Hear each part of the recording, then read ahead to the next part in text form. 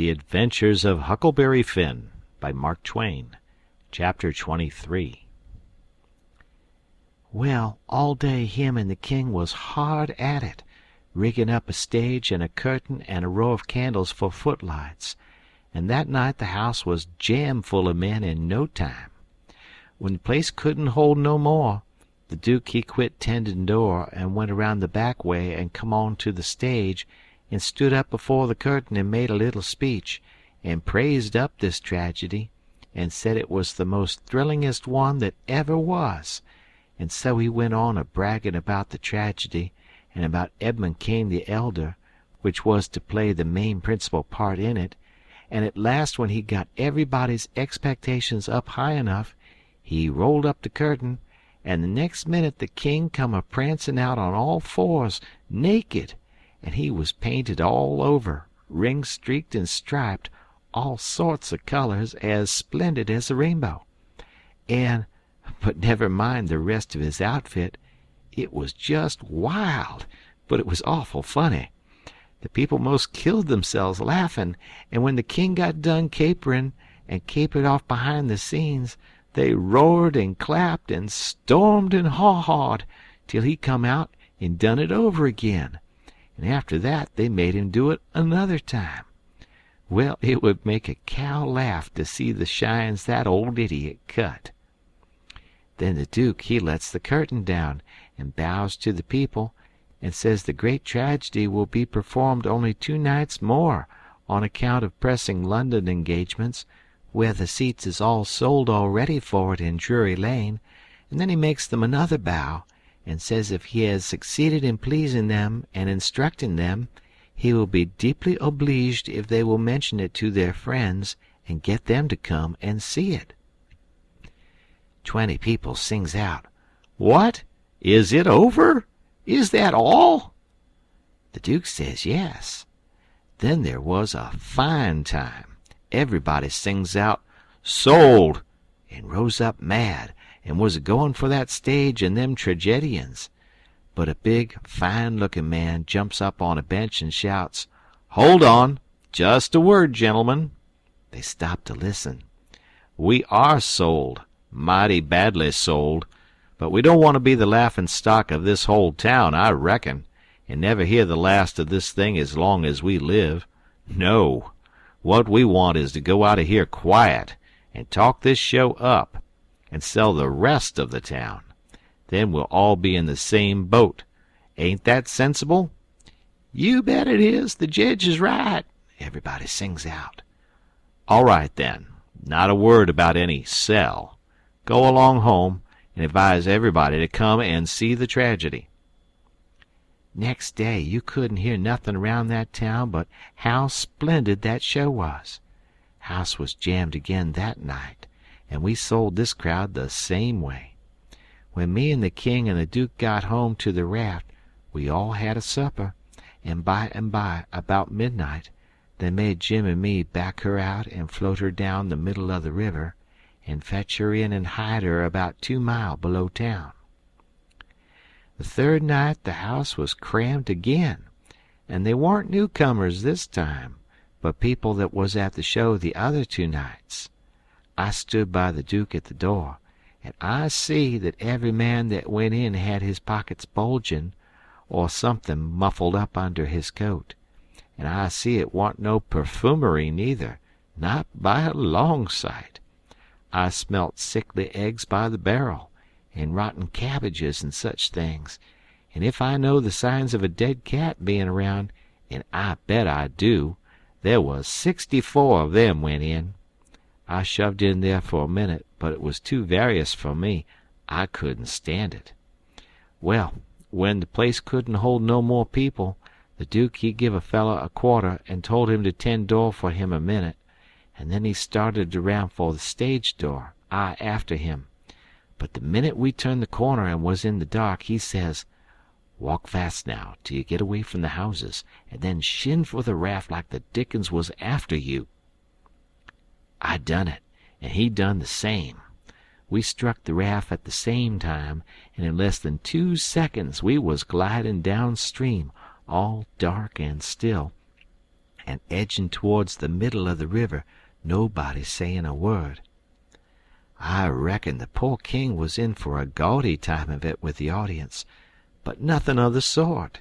Pretty soon he crawls out from under the wigwam and says, "Well, how'd the old thing pound out this time, Duke?" He hadn't been uptown at all. We never showed a light till we was about 10 mile below the village. Then we lit up and had a supper, and the king and the duke fairly laughed their bones loose over the way they'd served them people. The duke says, "Greenhorns, flatheads! I knew the first house would keep mum and let the rest of the town get roped in, and I knew they'd lay for us the third night and consider it was their turn now. Well, it is their turn, and I'd give something to know how much they'd take for it. I would just like to know how they're putting in their opportunity. They can turn it into a picnic if they want to. They brought plenty provisions." Them rapscallions took in $465 in that 3 nights. I never see money hauled in by the wagon load like that before. By and by, when they was asleep and snoring, Jim says, "Don't it surprise you the way dem kings carries on, Huck?" "No," I says, "it don't." "Why don't it, Huck?" "Well, it don't, because it's in the breed. I reckon they're all alike." "But, Huck, these kings o' ourn is regular rapscallions. Dat's jest what they is. Dey's regular rapscallions." "Well, that's what I'm a-sayin'. All kings is mostly rapscallions, as fur as I can make out." "Is dat so?"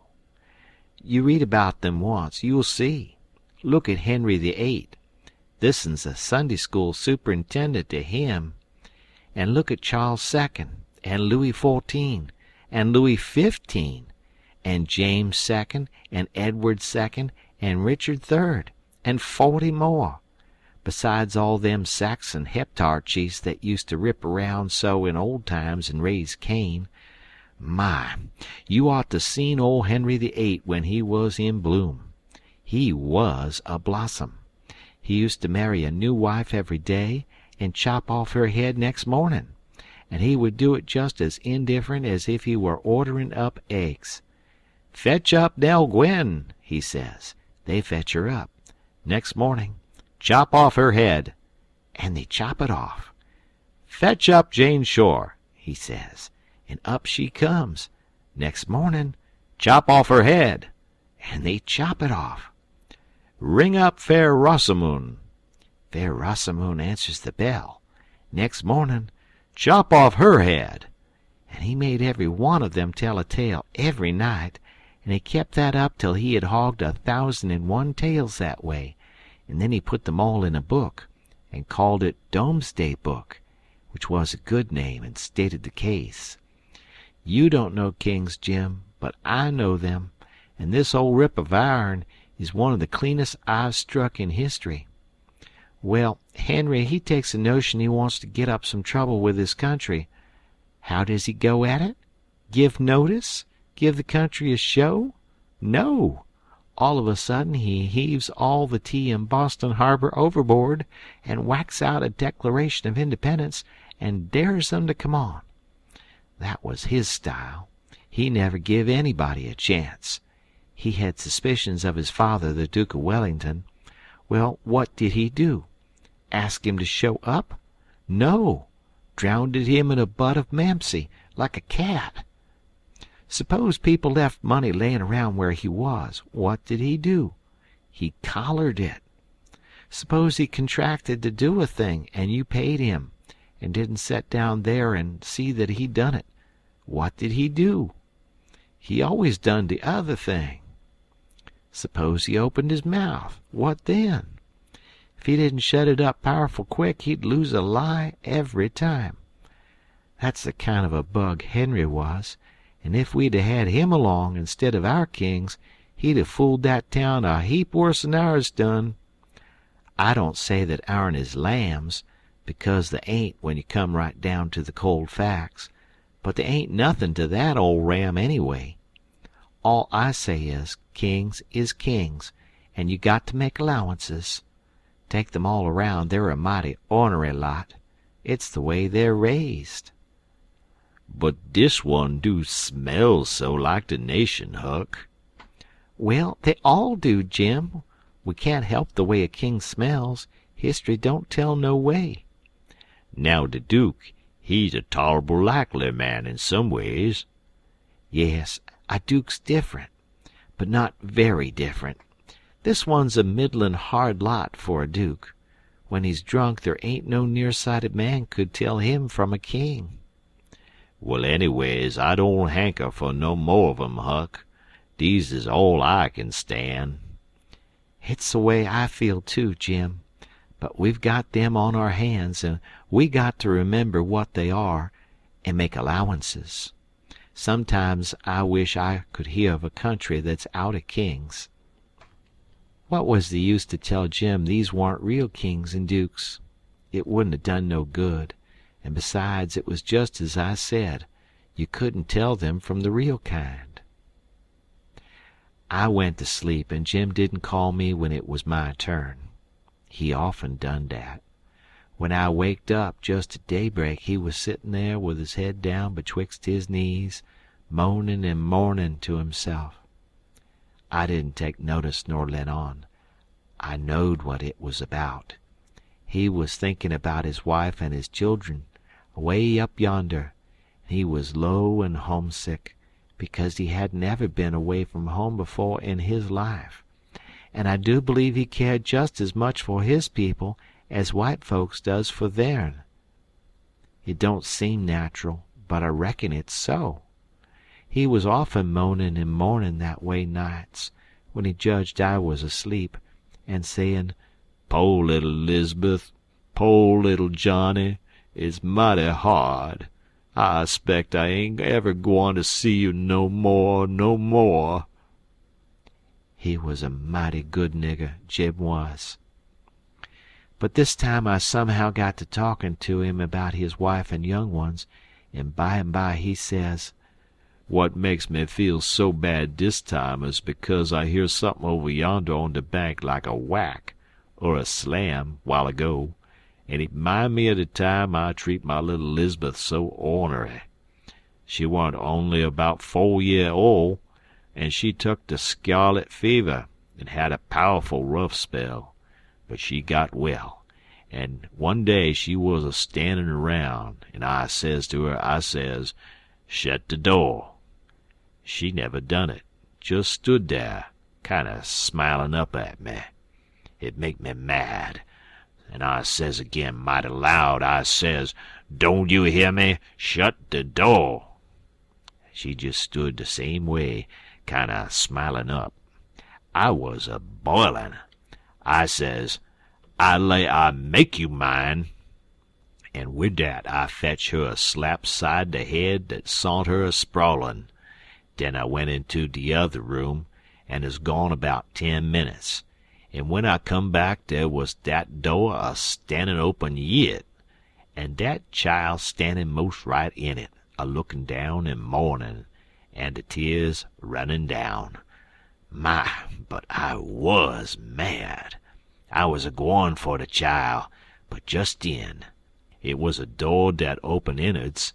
Just den, along come de wind and slams it to, behind de chile, kerblam! And my lan', de chile never move. My breff most hop out of me, and I feel so, I don't know how I feel. I crope out all a tremblin', and crope around and open de door easy and slow, and poke my head in behind de chile, soft and still, and all of a sudden I says, "Pow!" just as loud as I could yell. She never budge. Oh, Huck, I bust out a cryin' and grab her up in my arms and say, "Oh, the po' little thing, the Lord God Almighty forgive po' old Jim, 'cause he's never gwineter forgive hisself as long as he's alive." Oh, she was plumb deef and dumb, Huck, plumb deef and dumb, and I been a-treatin' her so. End of chapter.